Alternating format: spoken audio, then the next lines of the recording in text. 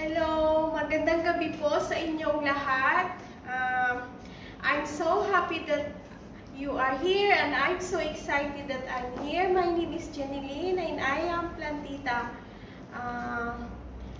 Kung bago pa lamang po kayo sa aking channel, please subscribe and hit the notification bell para updated po kayo sa latest video ng aking Jeneline Reyes vlog.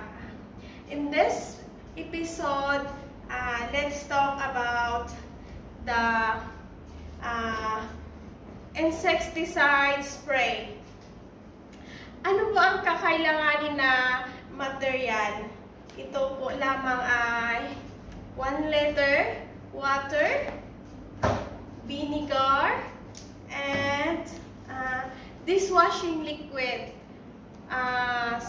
Simple lamang po. Kahit anong dishwashing liquid na available po sa inyong kusina.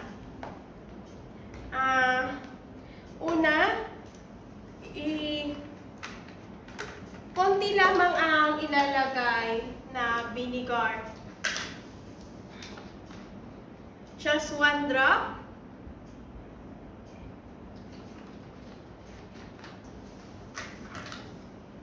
And dishwashing liquid.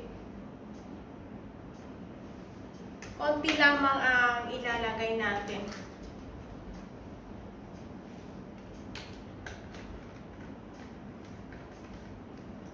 At i-shake po natin siya.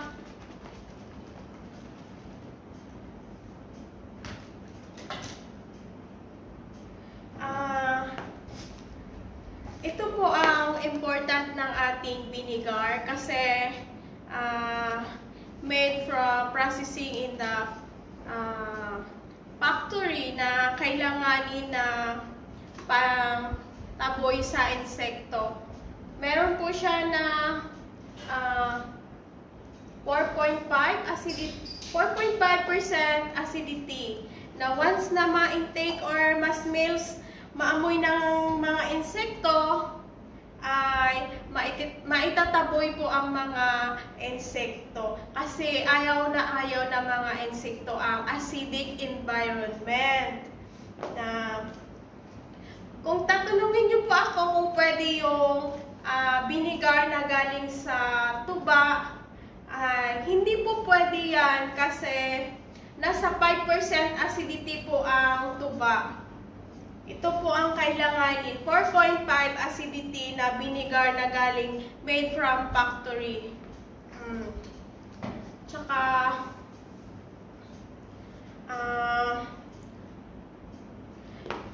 pwede rin po siya kapag halimbawa nakikita nyo may mga langgam na maiitim sa loob ng inyong bahay, pwede po siyang magagamit ng isprihan nyo lamang po ang kung saan mayroong umaatake na langgam sa loob ng inyong bahay. Pantaboy po ito sa mga langgam. Or meron po sa inyong mga insekto sa inyong mga halaman tulad ng mga white aphids or mealybugs.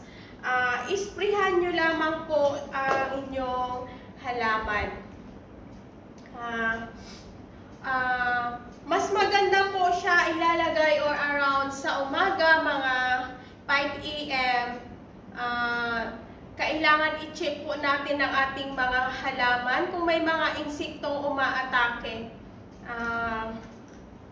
Once na ako, pag may nakikita akong mga insekto or bugs, mealybugs, white aphids sa aking mga halaman, na-alarm na talaga ako kapag naubusan ako ng neem oil extract na pantaboy sa mga insekto. Ito po ang ginagamit ko. Vinegar, no need siya much amount of money.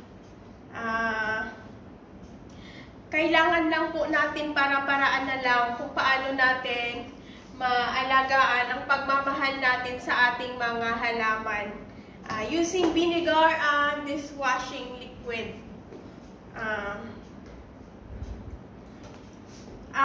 Mas maganda po natin gamitin siya isprayhan po nating mga halaman sa umaga 5 a.m. Or mas maganda sa around mga 4 p.m.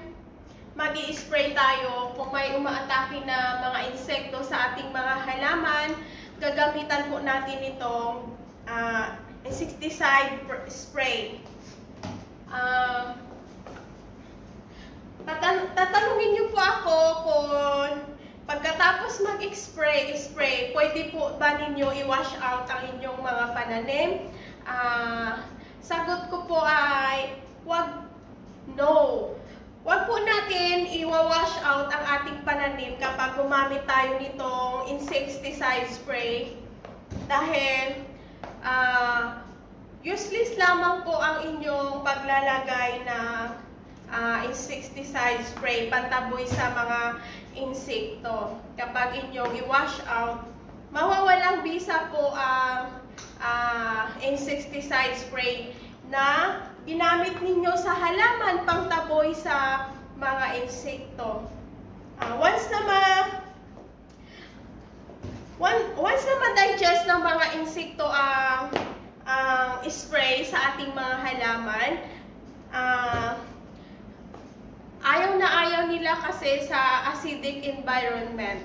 Kaya kapag wala sila, wala rin mamumugad sa ating mga halaman. Wala tayong makikita na mga uod sa ating mga dahon ng ating mga halaman. Isprayhan lang po natin. Halimbawa may nakikita tayong mga insekto sa ating mga dahon ng ating halaman, ispray nyo lamang ng isang beses. Tulad niyan, may insekto. Isprayhan lamang natin sila pang taboy sa ating mga... Isang spray lang po okay na, sapat na. Isang spray lang sapat na pantaboy sa mga insekto. Kaya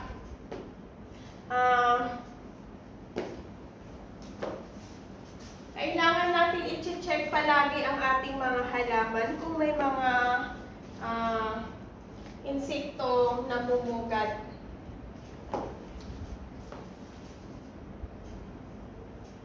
Ayan.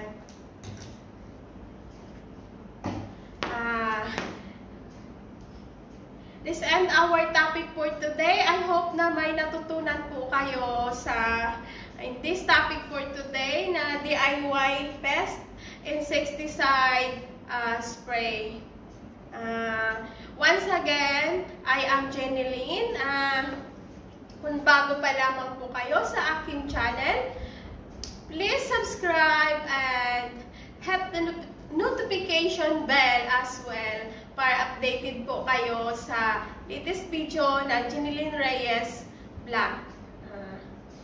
Thank you for watching and God bless us all. Bye!